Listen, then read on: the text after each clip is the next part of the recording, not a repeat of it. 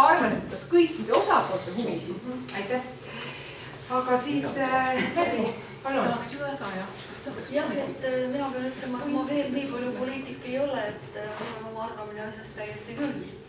Et mitte et Annelil ei oleks arvamust, aga ma saan seda väljendada, et olen päris mitmeid arengukavasid teinud ja erinevates valdkondades ja mina ütlen, et ühe arengukava vastuvõtmise viibimine tegelikult ei muuda mitte midagi. Oluline on ega elu sellepärast ei jää seisma. Aga oluline on see, nagu Anneligi juba ütles, et arengukava koostamisse on vaja kaasata erinevad huvigrupid. Kui erinevate huvigruppide vahel konsensust ei saavutata, siis on kaks võimalust, kas keegi teeb selle ära vägisi, mis konflikt läheb edasi, või otsitakse nende huvigruppide vahel siiski mingisugust konsensust. Teine asi on see, et on vaja otsida kompromisse ja kolmas on see, et iga arengukava nõuab väga korralikke analüüse, sotsiaalmajanduslikke analüüse. Kui me räägime siin, et traktorit metsa võib-olla ei ole vaja, siin on hästi palju öeldud, et traktor teeb väga palju halba metsas, siis me mõtleme natukene ka selle peale, et üks traktor asendab umbes 30 saemeest. Kas me tänapäeval tahame, et traktoreid metsa ei pane ja kust me leiame need inimesed, kes 30 inimest ühe traktori asemel võtavad kirve ja sae ja lähevad metsa, kas see on meil võimalik? Ehk nii nagu üks noor põllumees mulle ütles, et ärge te unistagegi seal, et mina noore inimesena lähen veel lauta lehmi lüpsma niimoodi, et ämber käes ja käsitsi. Eesti on üks innovatiivsemaid riike ja ega me seda enam tagasi ei pööra. Nii et selles suhtes tuleb, arengukava peab olema kvaliteetne ja et ta oleks kvaliteetne, see aeg-ajalt lihtsalt nõuab pisut aega. Kui palju seda aega on, ma olen ka seda meelt, et lõpmatuseni seda aega võtta loomulikult ei saa. Aga kui ei ole suudetud leida kompromisse, kui ei ole tehtud väga korralik sotsiaalmajanduslik analüüs, siis ei ole mõtet seda dokumenti võtta vastu lihtsalt dokumendi vastuvõtmise pärast. See ei too kasu mitte kellelegi.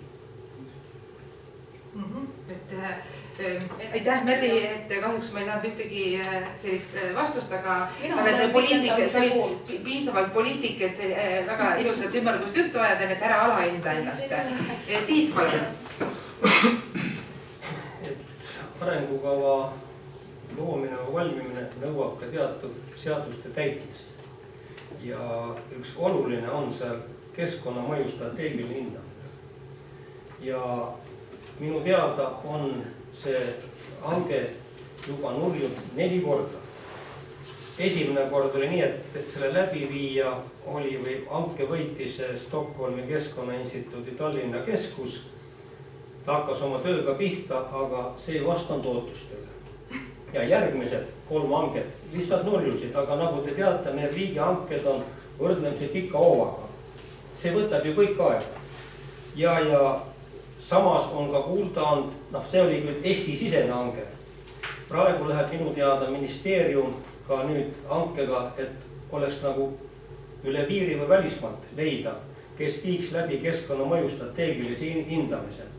Aga meie enda inimestel on see asi olnud, et teatud organisatsioonidest helistatakse juba, on välja otsitud numbrid, kas need on metsamehed või on, ütleme, mingid teadlased. Teate ka, et metsa osas on samamoodi, et ühed ütlevad praegu metsade majandamine on õige, teised teadlased ütlevad, et ei ole õige ja täiesti minnakse isikliku ähvardamise peale.